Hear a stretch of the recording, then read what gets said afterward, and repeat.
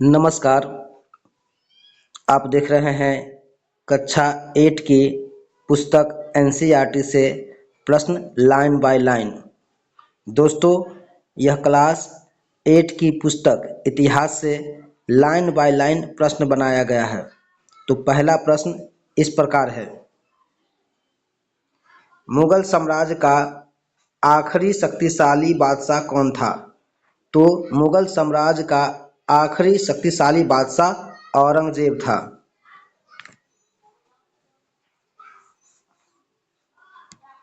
औरंगजेब की मृत्यु कब हुई? तो औरंगजेब की मृत्यु 1707 में हुई थी। औरंगजेब की मृत्यु के बाद मुगल साम्राज्य में क्या हुआ? तो मुगल साम्राज्य में सूबेदार और जमींदार स्वतंत्र होने लगे। औरंगजेब के बाद दिल्ली का राजनीतिक प्रभाव कैसा था? तो औरंगजेब के बाद दिल्ली का राजनीतिक प्रभाव कम हो गया था।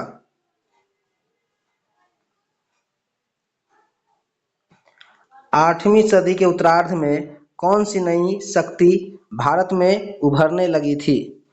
तो 18वीं सदी के उत्तरार्ध में कौन सी नई शक्ति भारत में उभरने लगी थी? तो ये थे अंग्रेज।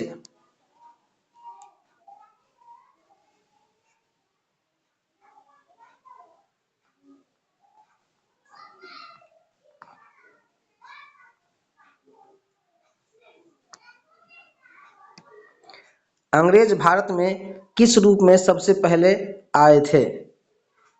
तो ये व्यापारिक कंपनी के रूप में भारत में आए थे। अंग्रेजों की भारत में शुरू में किस बात में अधिक दिलचस्पी थी? तो अंग्रेजों की भारत में शुरू में किस बात में अधिक दिलचस्पी थी? तो ये थे व्यापार करने में। 1857 के विद्रोह के समय विद्रोहियों ने किसे अपना नेता बनाया था? तो वो बहादुर शाह जफर को बनाया था।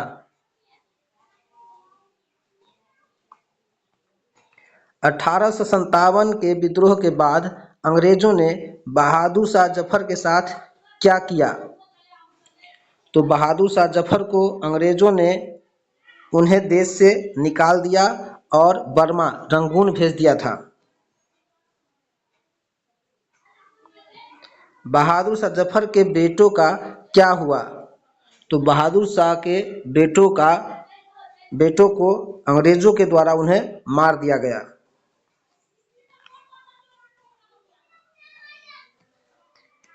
ईस्ट इंडिया कंपनी ने इंग्लैंड की महारानी विक्टोरिया से चार्टर कब हासिल किया था? तो चार्टर हासिल 1600 ईस्वी में किया था। चार्टर का मतलब क्या था? चार्टर का मतलब था व्यापार का एकाधिकार मिलना। इंग्लैंड की महारानी एलिजाबेथ प्रथम ने चार्टर किसे दिया? तो इंग्लैंड की महारानी एलिजाबेथ ने ईस्ट इंडिया कंपनी को 15 वर्षों का चार्टर दिया था। ईस्ट इंडिया कंपनी का मुख्य उद्देश्य क्या था? ईस्ट इंडिया कंपनी का मुख्य उद्देश्य व्यापार कर मुनाफा कमाना था। ईस्ट इंडिया कंपनी को किसे प्रतिस्पर्धा का डर नहीं था? तो ईस्ट इंडिया कंपनी को भारतीय व्यापारियों से प्रतिस्पर्धा का डर नहीं था। वास्को डी गामा भारत कब पहुंचा? 1498 ईस्वी को।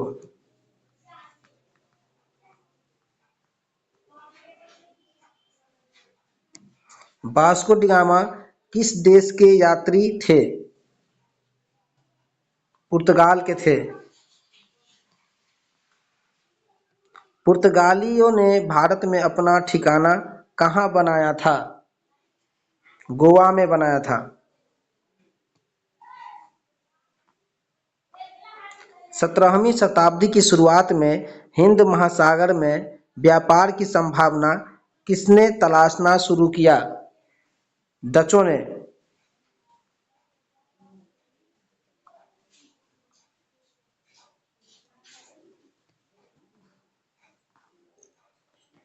ईस्ट इंडिया कंपनी का व्यापार मुख्य रूप से कहां तक था?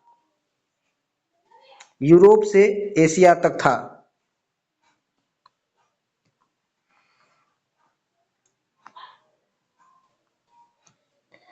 समस्या यह थी कि सारी कंपनियां एक जैसी चीजें ही खरीदना चाहती थी। यूरोप के बाजारों में किस वस्त्र की जबरदस्त मांग थी? तो बारीकी सूती कपड़ों की जबरदस्त मांग थी।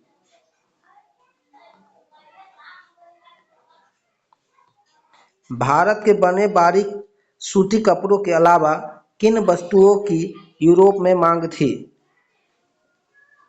तो काली मिर्च, लौंग, इलायची, दालचीनी की मांग थी।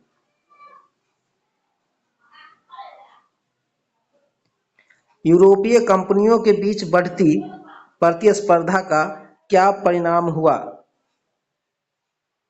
तो वस्तुओं की कीमतों बढ़नी शुरू हुई और मुनाफा कम होने लगा। व्यापारिक कंपनियों के फलने फूलने का एकमात्र रास्ता क्या था? तो अपनी प्रतिस्पर्धा कंपनियों को खत्म करना चाहती थी। बाजारों पर कब्जे की होड़ ने किसकी शुरुआत कर दी?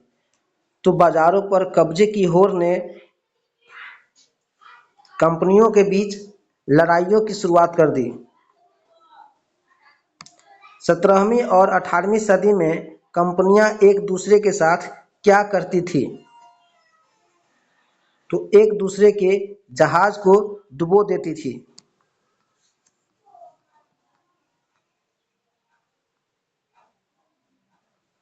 व्यापारिक चौकियों को सुरक्षित रखने के लिए क्या किया जाता था? तो व्यापारिक चौकियों को सुरक्षित रखने के लिए क्या किया जाता था? उसे किलेबंदी की जाती थी जिससे व्यापारिक चौकियां सुरक्षित रह सके। व्यापारिक गतिविधियों के कारण स्थानीय शासकों से क्या होने लगा था? तो स्थानीय शासक से टकराव होने लगा था। कंपनी के लिए व्यापार और राजनीति को अलग रखना क्यों मुश्किल हो गया? क्योंकि व्यापार हथियारों की मदद से चलने लगा। ईस्ट इंडिया कंपनी की पहली इंग्लिश फैक्ट्री कब स्थापित की गई थी? तो 1651 में स्थापित की गई थी। ईस्ट इंडिया कंपनी की पहली फैक्ट्री कब स्थापित की गई थी? 1651 में।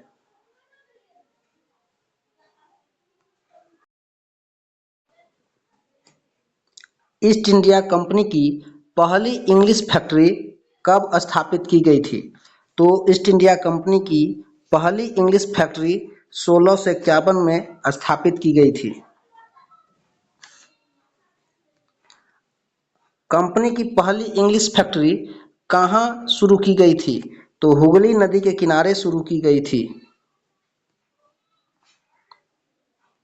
उस समय कंपनी के व्यापारियों को क्या कहा जाता था? तो कंपनी के व्यापारियों को हम फैक्टर कहते थे। फैक्ट्री में किस वस्तु को रखा जाता था? तो फैक्ट्री में निर्यात होने वाली वस्तुओं को रखा जाता था।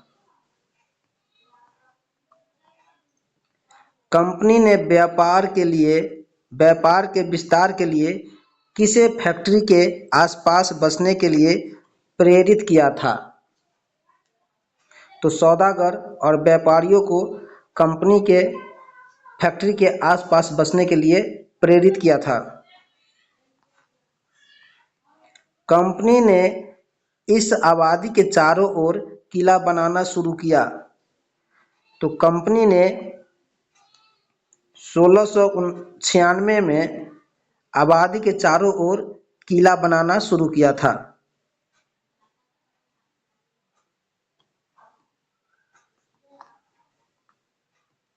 दो साल बाद कंपनी ने मुगल अफसरों को रिश्वत देकर कितने गांव की जमींदारी खरीद ली? तो 3 गांव की जमींदारी खरीदी थी।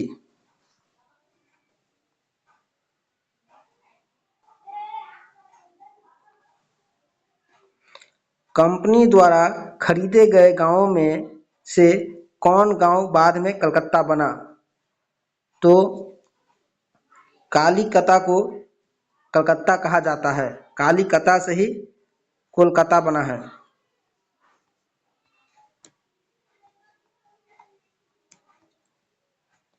अब कलकत्ता को किस नाम से जानते हैं?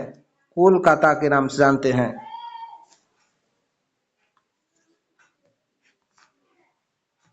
कंपनी ने मुगल सम्राट औरंगजेब से कौन सा विशेषाधिकार प्राप्त किया था?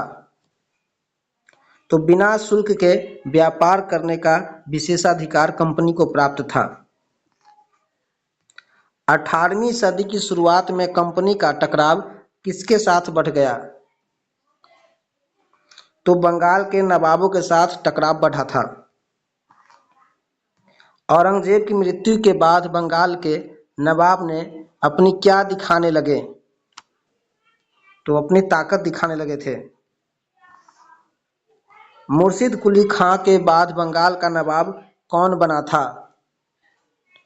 तो मुर्शिद कुली खां के बाद बंगाल का नवाब अलवर्दी खां बना था।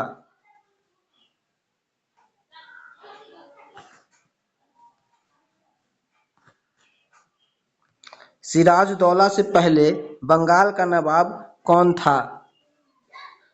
तो अलवर्दी खां था। सिराजदौला से पहले अलवर्दी खां बंगाल का नवाब था। बंगाल के नवाबों ने कंपनी को क्या देने से मना कर दिया? तो व्यापार की रियायतें देने से मना कर दिया था। कंपनी को किस अधिकार से वंचित किया गया? तो कंपनी को सिक्के ढालने के अधिकार से वंचित किया गया था। नवाबों ने कंपनी की किस गतिविधि पर रोक लगा दी? तो नवाबों ने कंपनी के किलेबंदी बढ़ाने की गति पर रोक लगा दी थी। बंगाल के नवाबों का आरोप था कि कंपनी की वजह से क्या घट रहा है? तो बंगाल के नवाब का मानना था कि कंपनी की वजह से राजस्व वसूली घट रहा है। कंपनी टैक्स चुकाने को क्यों तैयार नहीं था? क्योंकि उसे घाटा हो रहा था।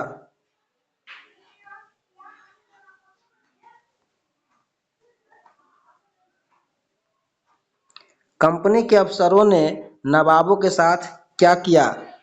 तो कंपनी के अफसरों ने नवाबों के साथ अपमानजनक व्यवहार किया था।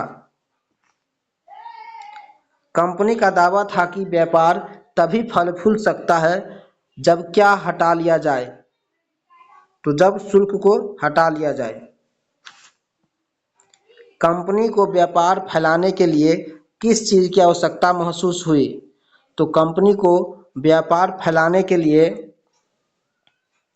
जमीन और किलेबंदी की आवश्यकता हुई। अलवर्दी खां की मृत्यु कब हुई? तो अलवर्दी खां की मृत्यु 1756 में हुई थी।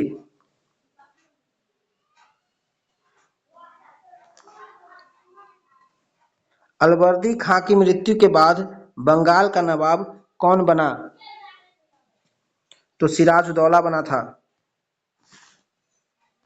कंपनी को सिराजदौला से किस बात का भय था? कंपनी को सिराजदौला से उसकी ताकत से भय था।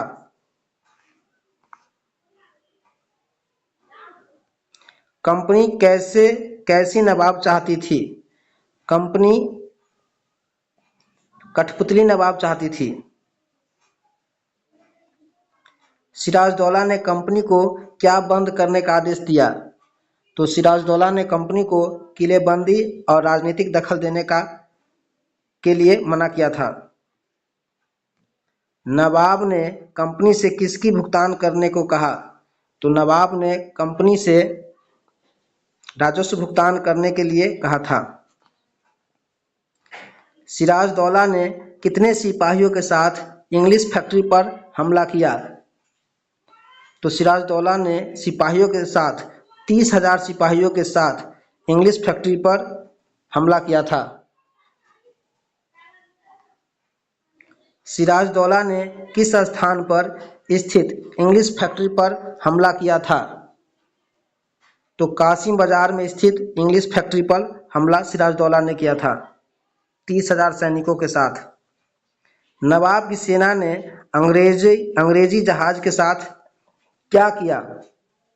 तो नवाब की सेना ने अंग्रेजी जहाज़ों के साथ उसे घेर लिया था, घेरे में ले लिया था। सिराजदौला ने इंग्लिश फैक्ट्री पर हमला करने के बाद किस दिशा में बढ़े? तो सिराजदौला ने इंग्लिश फैक्ट्री पर हमला करने के बाद कलकत्ता की तरफ बढ़ा था।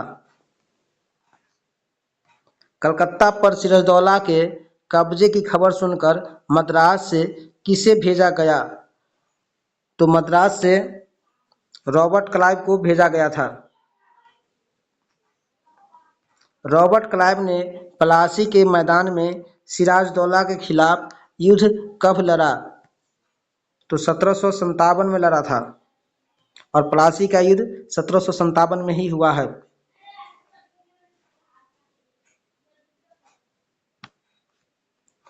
प्लासी के युद्ध में सिराजदौला की हार का मुख्य कारण क्या था?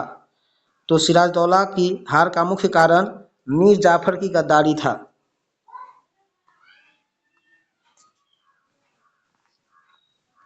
मीर जाफर की टुकड़ियों ने युद्ध में क्या किया? तो मीर जाफर की टुकड़ियों ने युद्ध में भाग ही नहीं लिया, युद्ध का हिस्सा नहीं बना। रॉबर्ट क्लाइव ने मीर जाफर से क्या वादा किया था? तो रॉबर्ट क्लाइव ने मीर जाफर से ये वादा किया था कि वह उसे बंगाल का नवाब बना देगा। प्लासी की जंग का क्या महत्व था? प्लासी की जंग का महत्व था कि भारत में कंपनी की पहली जीत थी। प्लासी की जंग के बाद सिराजदौला क्या हुआ? तो प्लासी के युद्ध के बाद सिराजदौला को मार दिया गया था। सिराजदौला की मृत्यु के बाद बंगाल का नवाब कौन बना? तो सिराजदौला के मृत्यु के बाद बंगाल का नवाब मीर जाफर बना था।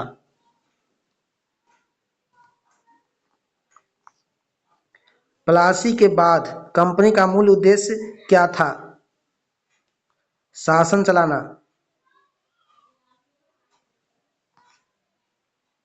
कंपनी किस राज्य को सीधे अपने कब्जे में नहीं लेना चाहती थी?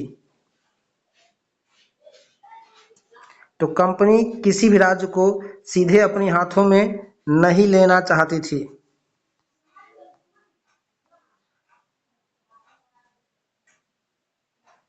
क्योंकि वह कंपनी चाहती थी कि शासन की जिम्मेदारी उसे नहीं मिले।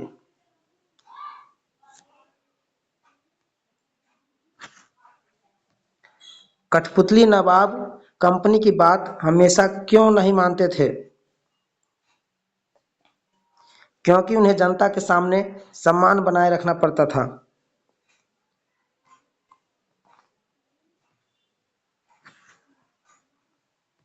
मीर जाफर ने कंपनी का विरोध किया तो कंपनी ने क्या किया? तो कंपनी ने मीर जाफर को मीर कासिम को नवाब बना दिया मीर जाफर को हटा दिया और उसके दामाद मीर कासिम को नवाब बना दिया। बक्सर का युद्ध कब लड़ा गया? तो बक्सर का युद्ध 1764 में लड़ा गया था। बक्सर की लड़ाई में मीर कासिम का क्या हुआ? तो बक्सर की लड़ाई में मीर कासिम को बंगाल से बाहर कर दिया गया। बक्सर की लड़ाई के बाद दोबारा नवाब किसे बनाया गया? मीर जाफर को दोबारा नवाब बनाया गया था।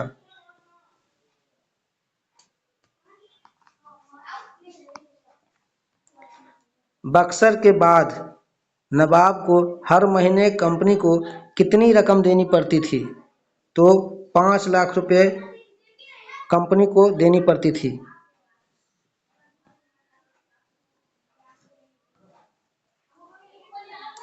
कंपनी को अपने सैनिक खर्च और व्यापारिक जरूरतों के लिए क्या चाहिए था?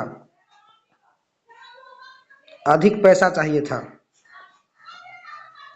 मीर जाफर की मृत्यु कब हुई? तो मीर जाफर की मृत्यु 1767 में हुई थी।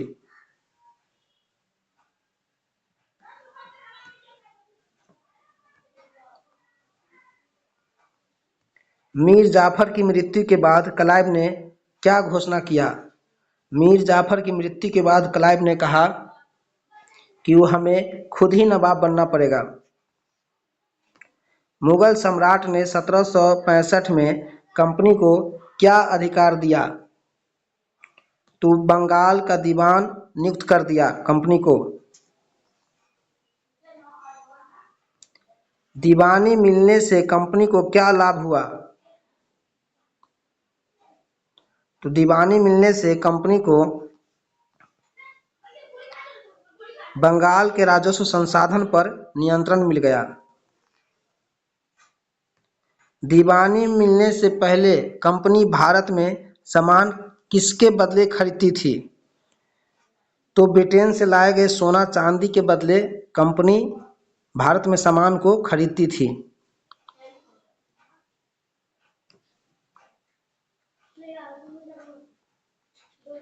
ब्रिटेन से सोने की निकासी कब कम होने लगी? तो बक्सर की लड़ाई के बाद ब्रिटेन से सोने लाना कम हो गया।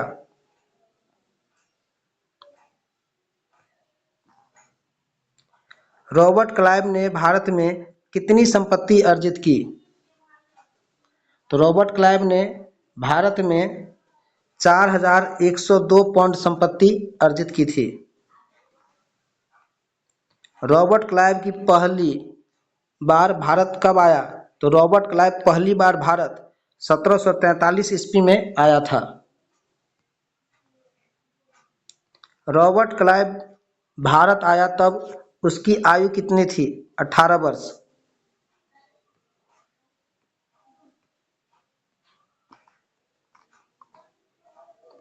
रॉबर्ट क्लाइव को भारत में किस पद पर नियुक्त किया गया? गवर्नर के पद पर। रॉबर्ट क्लाइव भारत में कितनी बार गवर्नर बना? 2 बार।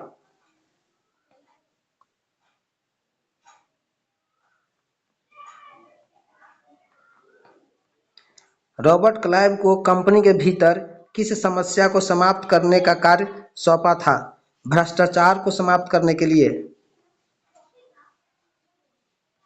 रॉबर्ट क्लाइव को ब्रिटिश संसद में अपनी सफाई कब देनी पड़ी?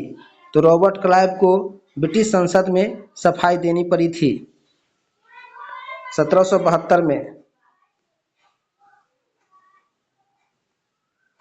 रॉबर्ट क्लाइव पर किस प्रकार का आरोप लगाया गया था? तो रॉबर्ट क्लाइव पर भ्रष्टाचार का आरोप लगाया था। क्लाइव को भ्रष्टाचार के आरोपों से क्या किया गया? तो क्लाइव को भ्रष्टाचार के आरोपों से मुक्त कर दिया गया था।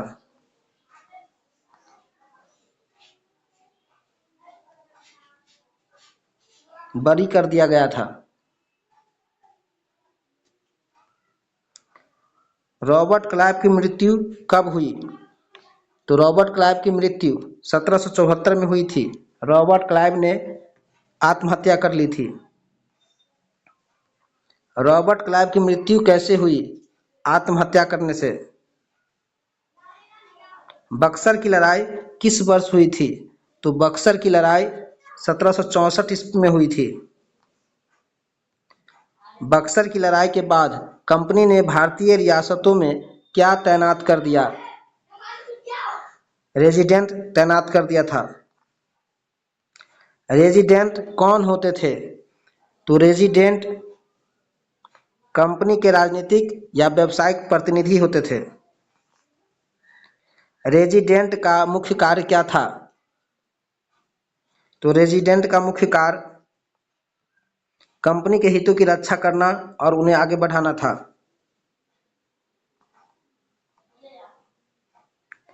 रेजिडेंट की नियुक्ति से कंपनी को क्या लाभ हुआ? तो रेजिडेंट की नियुक्ति से कंपनी को भारतीय राज्यों के भीतर मामले में दखल देने का लाभ प्राप्त हुआ। कंपनी के अधिकारी भारतीय राज्यों में किन मामलों में हस्तक्षेप करने लगे? तो कंपनी के अधिकारी भारतीय मामलों में उत्तराधिकार के पद पर नियुक्त करने में हस्तक्षेप करने लगे। सहायक संधि का क्या अर्थ था?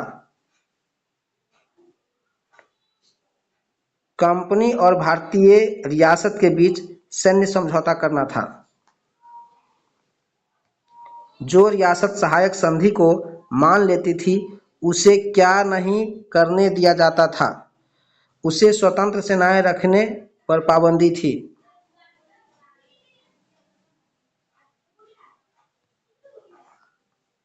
सहायक संधि की नीति को लागू करने वाला गवर्नर कौन था? तो लॉर्ड ब्लेजली ने सहायक संधि को लागू किया था।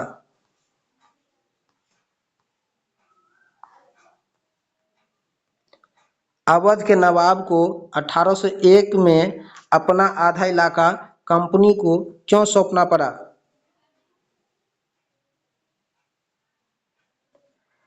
क्योंकि सहायक सेना का खर्च न चुकाने के कारण अवध के नवाब को 1801 में कंपनी को अपना आधा हिस्सा दे देना पड़ा।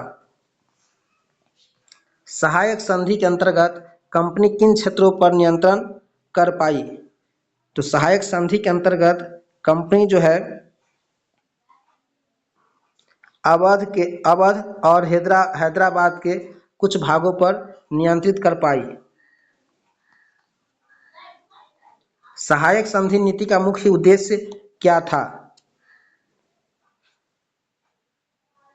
तो भारतीय शासकों पर अप्रत्यक्ष नियंत्रण स्थापित करना सहायक संधि का मुख्य उद्देश्य था। मैसूर राज्य के किस शासक ने 1761 से 1782 तक शासन किया? हैदर अली। टीपू सुल्तान ने किस अवधि में शासन किया? तो टीपू सुल्तान ने 1782 से लेकर 1799 तक शासन किया था। मैसूर राज्य किस तट के व्यापार पर नियंत्रण रखता था? तो मैसूर राज्य मालाबार तट के व्यापार पर नियंत्रण रखता था। कंपनी मैसूर से कौन सी वस्तुएं खरीदती थी? तो कंपनी मैसूर से काली मिर्च और इलायची खरीदती थी। 1785 में टीपू सुल्तान ने किन वस्तुओं के निर्यात पर रोक लगाई थी? तो टीपू सुल्तान ने चंदन की लकड़ी, काली मिर्च और इलायची पर रोक लगा दी थी। टीपू सुल्तान ने कंपनी के विरुद्ध किस देश के व्यापारियों से घनिष्ठ संबंध बनाया था? तो फ्रांसीसी से टीपू सुल्तान ने घनिष्ठ संबंध बनाया था।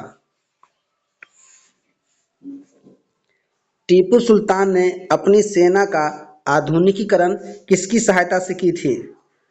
तो टीपू सुल्तान ने अपनी सेना की आधुनिकीकरण फ्रांसीसियों की सहायता से की थी।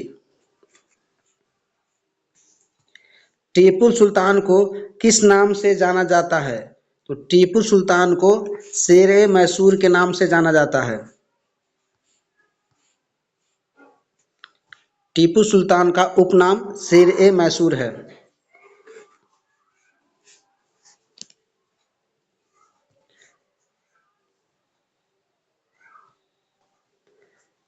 अंग्रेजों और मैसूर के बीच कुल कितनी बार युद्ध हुए? तो अंग्रेज और मैसूर के बीच लगभग 4 बार युद्ध हुआ। पहले मैसूर युद्ध का समय कौन सा था? तो पहला मैसूर युद्ध का समय 1767 से 1769 था। श्रीरंगपट्टनम की आखिरी जंग किस वर्ष हुई थी? तो श्रीरंगपट्टनम की आखिरी जंग 1799 में हुई थी, जिसमें टीपू सुल्तान मारा गया था।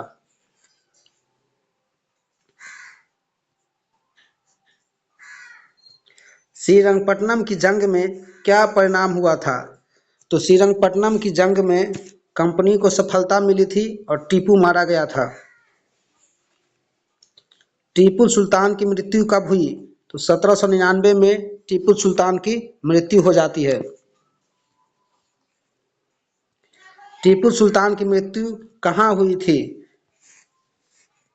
तो टीपू सुल्तान की मृत्यु श्रीरंगपट्टनम में हुई थी। टीपू सुल्तान की मृत्यु के बाद मैसूर का राजकाज किसे सौंपा गया? तो टीपू सुल्तान की मृत्यु के बाद राजपाज वाडियार वंश को सौंपा गया था। श्रीरंगपट्टनम की जंग के बाद मैसूर पर क्या थोप दिया गया? तो सहायक संधि थोप दिया गया था। टीपू सुल्तान के मरने के बाद बेडियार वंश को सौंप दिया गया और श्रीरंगपट्टनम की जंग के बाद मैसूर पर सहायक संधि लगाया गया था। टीपू के प्रसिद्ध खिलौने टीपू का शेर को अब कहाँ रखा गया है? तो टीपू को शेर को अब Victoria and Albert museum London में रखा गया है। पानीपत का तीसरा युद्ध कब हुआ? तो पानीपत का तीसरा युद्ध 1761 में हुआ। तीसरे पानीपत युद्ध के बाद मराठा शक्ति कैसी हो गई? तो मराठा शक्ति विकेंद्रित हो गई थी।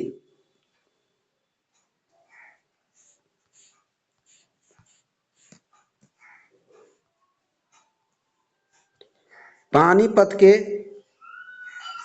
के युद्ध के बाद मराठा की सत्ता किन किन के हाथों में बट गई? तो सिंधिया, होलकर, गायकवाड़ और भोंसले में बट गई। मराठा राज्यमंडल कन्फेडरेसी का सर्वोच्च मंत्री कौन कहलाता था? तो पेशवा कहलाता था। पेशवा किस प्रकार का प्रमुख होता था? तो पेशवा सैनिक प्रशासकीय प्रमुख होता था। मराठा सत्ता का केंद्र कहाँ था? तो मराठा सत्ता का केंद्र पुणे में था। महादजी सिंधिया और नाना फडणवीस कौन थे? तो मराठा योद्धा और राजनीतिज्ञ था। पहला अंग्रेज मराठा युद्ध किस वर्ष हुआ? तो पहला अंग्रेज मराठा युद्ध 1782 में हुआ। पहला अंग्रेजी मराठा युद्ध किस संधि से समाप्त हुआ? तो सालबाई की संधि से समाप्त हुआ था। सालबाई संधि के परिणाम स्वरूप क्या हुआ? तो सालबाई संधि के परिणाम स्वरूप कोई पक्ष जीत नहीं पाया।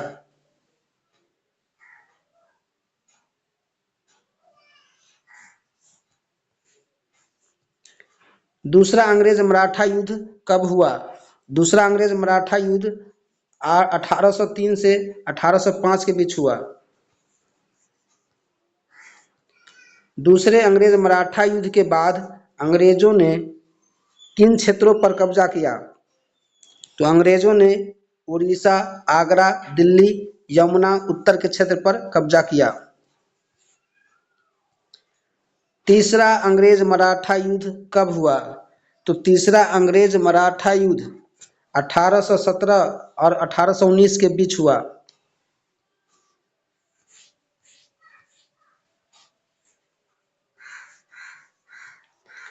तीसरे अंग्रेज मराठा युद्ध का परिणाम क्या हुआ? तो तीसरा अंग्रेज मराठा युद्ध का परिणाम मराठों की सत्ता समाप्त हो गई और अंग्रेज जीत चुका था। तीसरे युद्ध के बाद पेशवा को कहाँ भेजा गया? तो तीसरे युद्ध के बाद पेशवा को बिठूर कानपुर के पास भेजा गया था। पेशवा को बिठूर भेजे जाने के बाद क्या किया गया? तो पेशवा के बिठूर भेजने जाने के बाद उसे पेंशन पर रखा गया।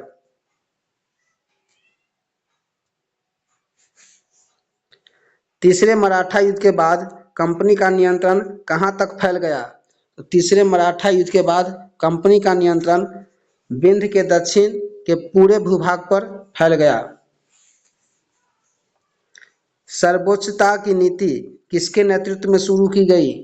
तो सर्वोच्चता की नीति लॉर्ड हेस्टिंग्स के समय में शुरू की गई।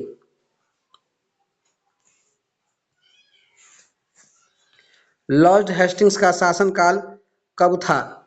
तो लॉर्ड हेस्टिंग्स का शासनकाल 1813 से 1823 तक था। कंपनी की सर्वोच्च नीति के अंतर्गत कंपनी क्या दावा करती थी? तो कंपनी उसकी सत्ता भारतीय राज्यों से ऊपर है यह दावा करती थी।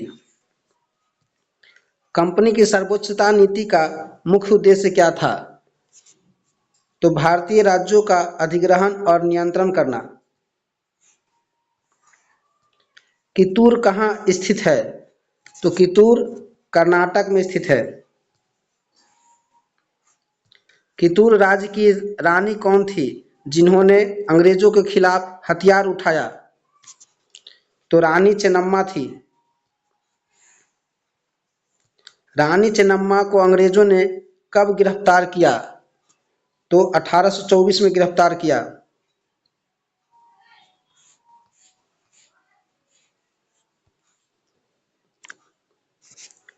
रानी चेन्नम्मा की मृत्यु कहाँ और कब हुई? तो जेल में 1829 में रानी चेन्नम्मा की मृत्यु हो गई।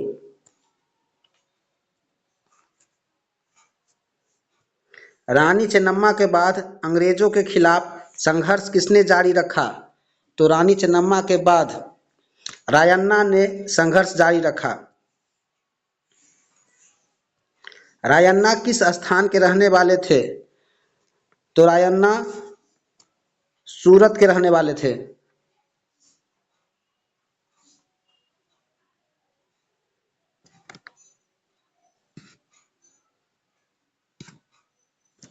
रायन्नम्मा दोस्तों यह प्रश्न सूरत के नहीं, रायन्नम्मा संगोली के रहने वाले थे।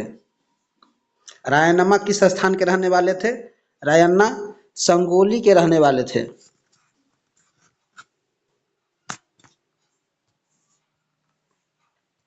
रायन्ना का पेशा क्या था? तो रायन्ना का पेशा गरीब चौकीदार थी। रायन्ना को अंग्रेजों ने कब फांसी दी? तो रायन्ना को अंग्रेजों ने 1830 में फांसी दी। रानी चेन्नम्मा और रायन्ना के संघर्ष किस नीति के विरोध में थे? तो यह सर्वोच्चता नीति के विरोध में थे।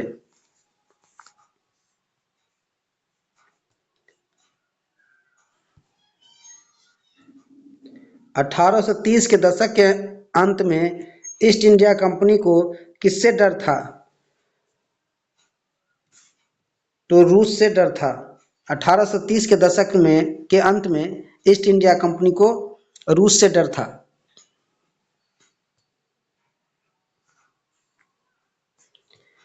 अंग्रेजों और अफगानिस्तान के बीच पहली लंबी लड़ाई कब हुई? 1833 से 1842 के बीच हुई। 1833-42 के बीच अफगानिस्तान युद्ध का परिणाम क्या था? तो अफगानिस्तान पर अप्रत्यक्ष कंपनी का शासन था। 1843 में कंपनी ने किस क्षेत्र पर कब्जा कर लिया? तो 1843 में कंपनी ने सिंध पर कब्जा कर लिया। पंजाब में कंपनी की दाल नहीं गलने दी, यह किस शासक ने किया? तो यह महाराजा रणजीत सिंह ने किया। महाराजा रणजीत सिंह की मृत्यु कब हुई?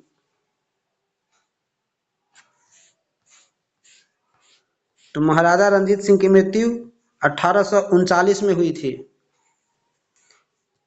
रणजीत सिंह की मृत्यु के बाद अंग्रेजों ने पंजाब के साथ कितनी लड़ाइयाँ लड़ी? तो 2 लड़ाइयाँ लड़ी थी।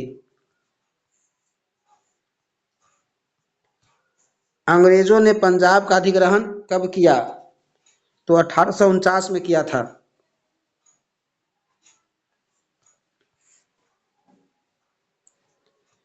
1848 से 1856 के बीच कंपनी के क्षेत्रीय विस्तार की आखिरी लहर किसके शासनकाल में चली?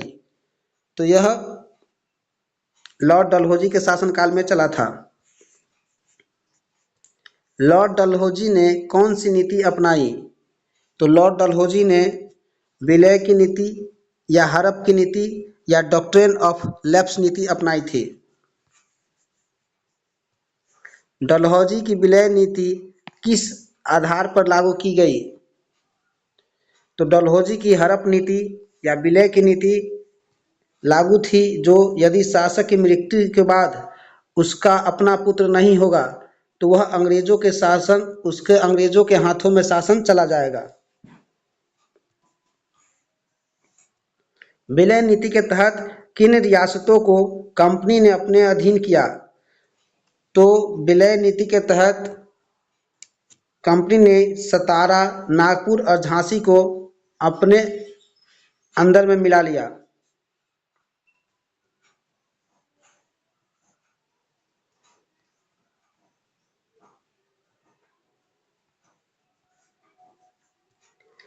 सतारा को कब ब्रिटिश साम्राज्य में मिला लिया गया?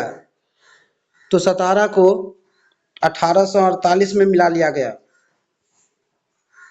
संबलपुर को कंपनी ने किस वर्ष हड़प लिया? तो संबलपुर को 1850 में कंपनी ने हड़प लिया। उदयपुर को किस वर्ष कंपनी ने अपने नियंत्रण में लिया? तो उदयपुर को कंपनी ने 1852 में लिया। नागपुर राज्य का विलय कब हुआ? तो नागपुर राज्य का विलय 1853 में हुआ था। झांसी का विलय कब किया गया? तो झांसी का विलय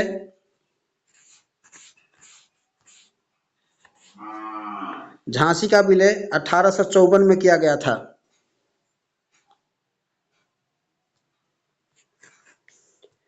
अवध का अधिग्रहण कंपनी ने कब किया?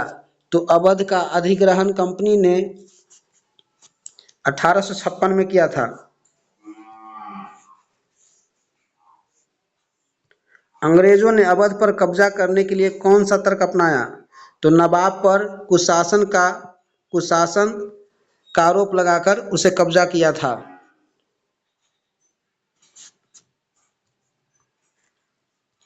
अवध के लोगों ने किस विद्रोह में भाग लिया? तो अवध के लोगों ने 1857 के महान विद्रोह में भाग लिया। वारेन हेस्टिंग्स किस अवधि तक भारत का गवर्नर जनरल रहा? तो वारेन हेस्टिंग्स भारत का गवर्नर जनरल 1873 से 1885 तक रहा। वारेन हेस्टिंग्स ने किसके शासन में कंपनी की शक्ति को मजबूत किया? तो कंपनी का शासन वारेन हेस्टिंग्स ने किसके शासनकाल में वारेन हेस्टिंग्स ने किसके शासनकाल में कंपनी की शक्ति को मजबूत किया? तो कंपनी की शासन में वारेन हेस्टिंग्स ने कंपनी को मजबूत किया था।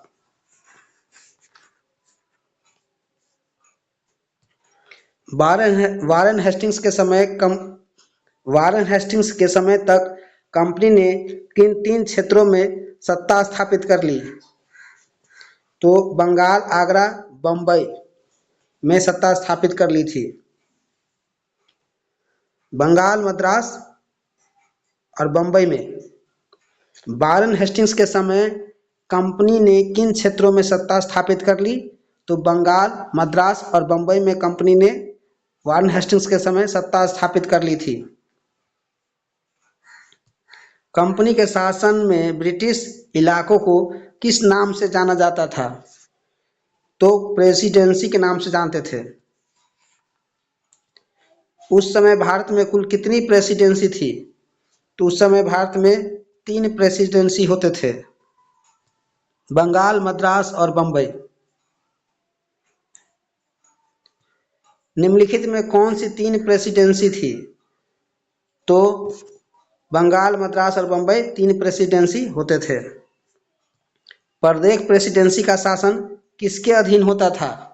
तो यह गवर्नर के अधीन होता था। 3 प्रेसिडेंसी के ऊपर कौन होता था? तो 3 प्रेसिडेंसी के ऊपर गवर्नर जनरल होता था।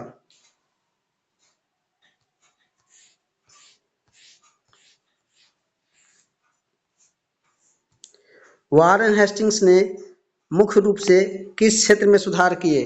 तो वारेन हेस्टिंग्स ने न्याय के क्षेत्र में सुधार किए। किस वर्ष से नई न्याय व्यवस्था लागू हुआ? तो यह 1872 से नई न्याय व्यवस्था लागू हुआ था। नई न्याय व्यवस्था के अनुसार प्रत्येक जिले में कितनी अदालतें स्थापित की गई?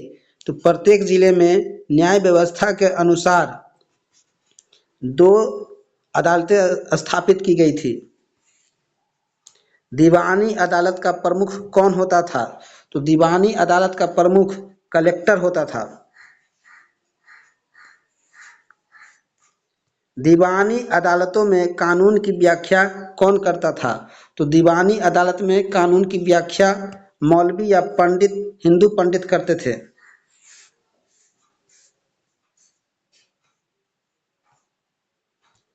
फौजदारी अदालत किसके अधीन थी? तो फौजदारी अदालत काजी और मुफ्ती के अधीन होते थे।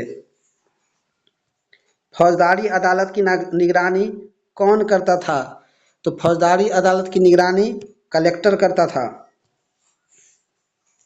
वारेन हेस्टिंग्स इंग्लैंड कब लौटा? तो वारेन हेस्टिंग्स इंग्लैंड 1785 में लौट गया। वारेन हेस्टिंग्स पर आरोप किसने लगाया था? तो वारेन हेस्टिंग्स पर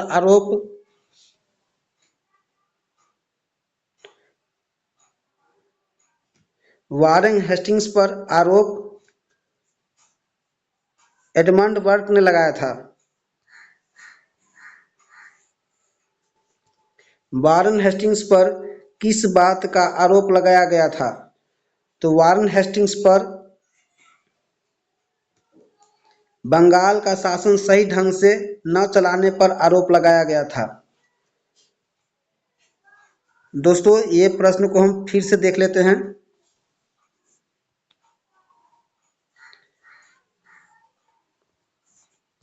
वारेन हेस्टिंग्स पर आरोप किसने लगाया था?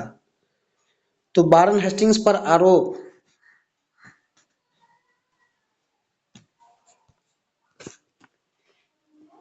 वारेन हेस्टिंग्स पर आरोप किसने लगाया था? एडमंड बर्क ने लगाया था।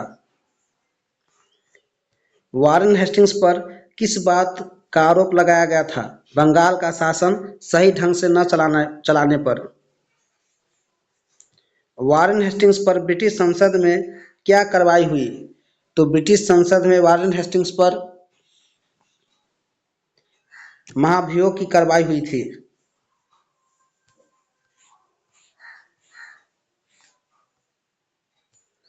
वारेन हेस्टिंग्स पर चले महाभियोग का मुकदमा कितने वर्षों तक चला था? तो यह 7 वर्षों तक चला था। 1785 में तैयार करने का कार्य कितने पंडितों को सौंपा गया था?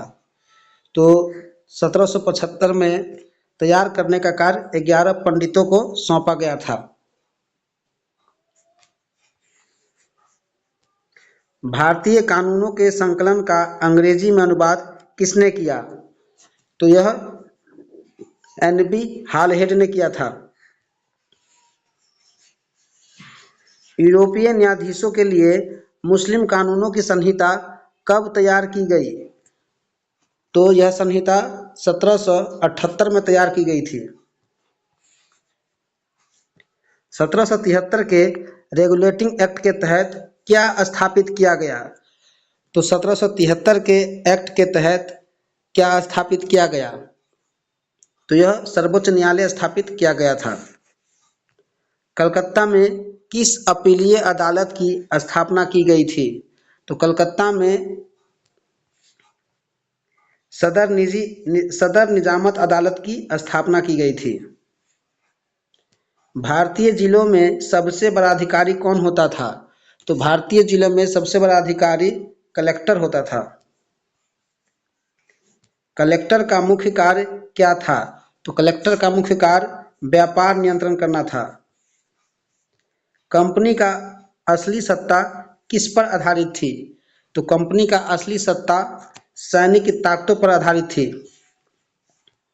मुगल फौज का मुख्य आधार कौन सी दो टुकड़ियां थी?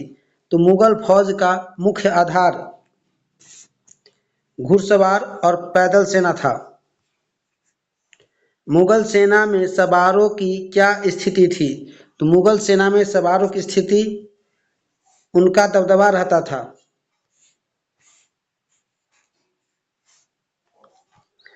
मुगलों को किस प्रकार की सेना की आवश्यकता महसूस नहीं होती थी? तो वह विशाल पेशेवर पैदल सेना की आवश्यकता महसूस नहीं होती थी। मुगल सेना के लिए पैदल सिपाही कौन मुहैया कराते थे? तो यह जमींदार मुहैया कराते थे। अवध और बनारस की रियासतों में कब पेशेवर सैनिक प्रशिक्षण शुरू हुआ? तो अवध और बनारस की रियासतों में पेशेवर सैनिक प्रशिक्षण 18वीं सदी में शुरू हुआ था। कंपनी ने अपनी सेना में भर्ती का कौन सा तरीका अपनाया? तो कंपनी ने अपनी सेना में भर्ती का किसानों की भर्ती कर प्रशिक्षण दिया। अंग्रेज अपनी सेना को किस नाम से बुलाते थे? तो अंग्रेज अपनी सेना को सिपोई आर्मी के नाम से बुलाते थे। सिपोई शब्द किस भारतीय शब्द से बना है? तो सिपोई शब्द सिपाही शब्द से बना है। किस दशक से युद्ध तकनीकों में परिवर्तन शुरू हुआ? तो 1820 के दशक में परिवर्तन शुरू हुआ था। 1820 के दशक के बाद किस टुकड़ी की आवश्यकता कम हो गई? तो 1820 के दशक के बाद घुड़सवार टुकड़ी की आवश्यकता कम हो गई। ब्रिटिश साम्राज्य किन देशों में भी युद्ध लड़ रहा था? तो ब्रिटिश साम्राज्य बर्मा, अफगानिस्तान और मिस्र में भी युद्ध लड़ रहा था।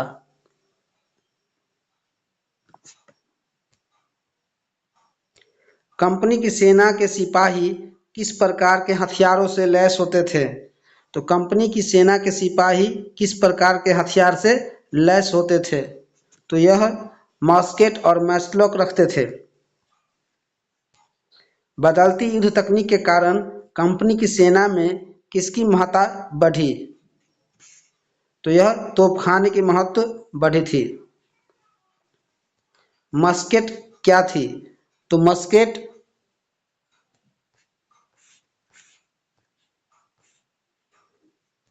पैदल सिपाही द्वारा इस्तेमाल की जाने वाली भारी बंदूक होती थी जिसे मस्केट के नाम से जानते थे। मैचलॉक बंदूक की क्या विशेषता थी? मैचलॉक बंदूक की विशेषता यह थी कि वो इसमें बारूद को माचिस से चिंगारी दी जाती थी। धर्मशास्त्र किस भाषा में लिखे गए? तो धर्मशास्त्र संस्कृत में लिखे गए थे।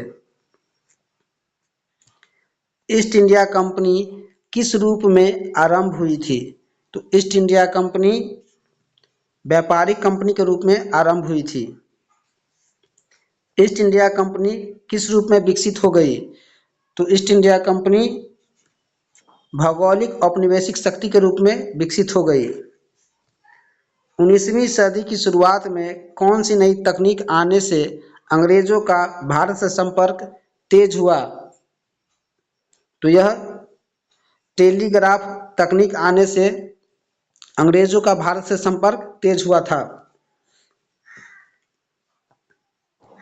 भाप से चलने वाले जहाज़ों के आने से भारत पहुंचने में कितना समय लगने लगा? तो 3 हफ्ते लगते थे।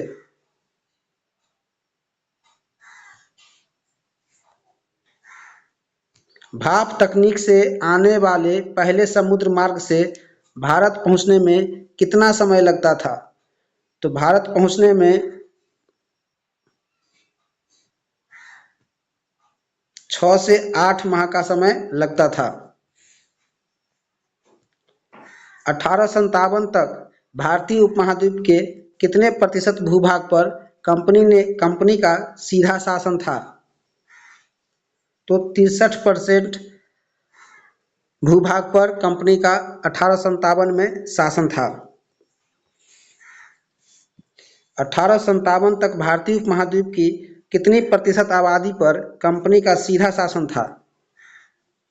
तो यह 78% आबादी पर शासन करते थे। शेष भारतीय भूभाग और आबादी पर कंपनी का कैसा प्रभाव था? तो शेष भारतीय भूभाग और आबादी पर कंपनी का कैसा प्रभाव था? तो यह अप्रत्यक्ष प्रभाव था।